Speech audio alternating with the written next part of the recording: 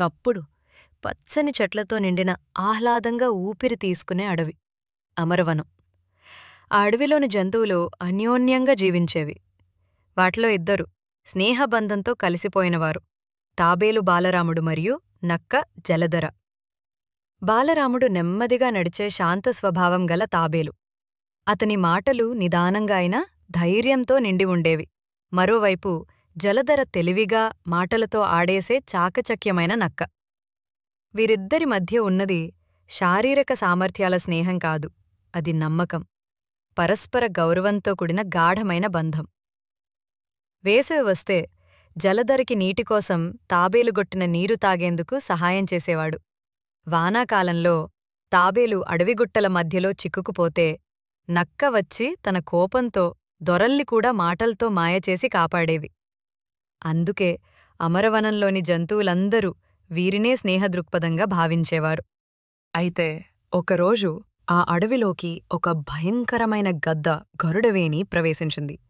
పెద్ద రెక్కలతో, బంగారు రంగు గంధంగా మెరుస్తున్న శరీరంతో, తలతలలాడే కళ్లతో గరుడవేణి గాలిలో తేలుతూ అడవి అంతా భయభ్రాంతులతో నింపేసింది. ఈ అడవిలో ఇప్పుడ్నుంచి నేను రాజు. నన్ను సంతృప్తిపరచినవాళ్లు బతికే అవకాశం ఉంటుంది, కాని ఎదురు మాట్లాడితే గాలిలోకి ఎత్తి నేలపై పడేసేస్తా అని ఓ రాత్రి జనసభలో ప్రకటించింది. అడవిలో ఉన్న జంతువులందరూ భయంతో తలవంచాయి. కాని బాలరాముడు మాత్రం తన కవచంలో నుంచి నెమ్మదిగా తల ఎత్తాడు. అతనికి భయం లేదు. అతని నమ్మకం, నిజాయితీ అతని కవచంగా మారిపోయాయి. జలధర మాత్రం భయపడింది. ఈ గద్దను ఎదుర్కోవడం మన చేత కాదు, బతకాలంటే మాయ చెయ్యాలి అని అనుకుంది. తన తెలివిని వాడాలని నిర్ణయించుకుంది. బాలరాముడు వద్దకు వెళ్లి మాయగాళ్లా మెల్లిగా అన్నాడు: మన జీవితం ముఖ్యం బాలరామా. ఈ గద్దకు తలవంచితే మనం బతుకుతాం. నీ ధైర్యం నీకే నష్టం చేస్తుంది. కాని తాబేలు తన ముఖంపై అరాచకం చూపించకుండా మృదువుగా అన్నాడు: భయం వల్ల బ్రతకటం కాదు, సత్యం వల్ల నిలబడటం ముఖ్యం. మనం ఎంత జీవిస్తామో కాదు, ఎలా జీవించామో అందరూ గుర్తుపెట్టుకుంటారు. నక్క ఆ మాటలతో సంతృప్తిపడలేదు.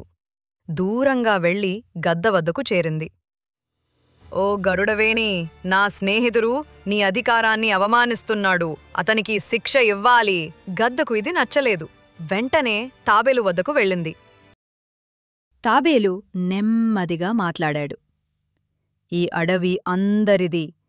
బలవంతంగా బెదిరించడం రాజధర్మం కాదు.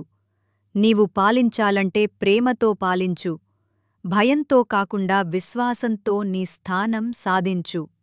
గద్ద కోపంగా గాలిలో ఎత్తి తాబేలను పతనం చేసింది.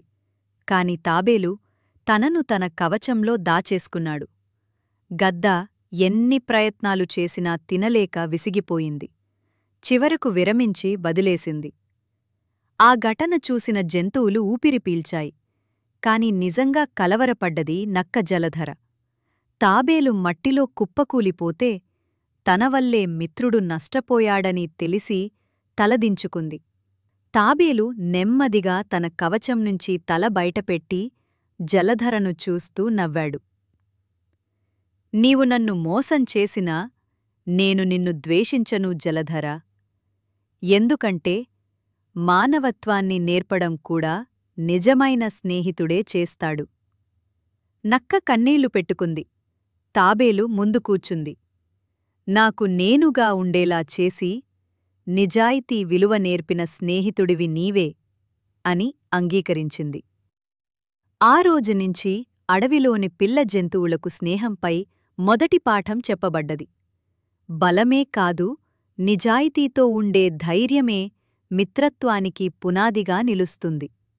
స్నేహమనేది ప్రయోజనాల కోసం కాదు,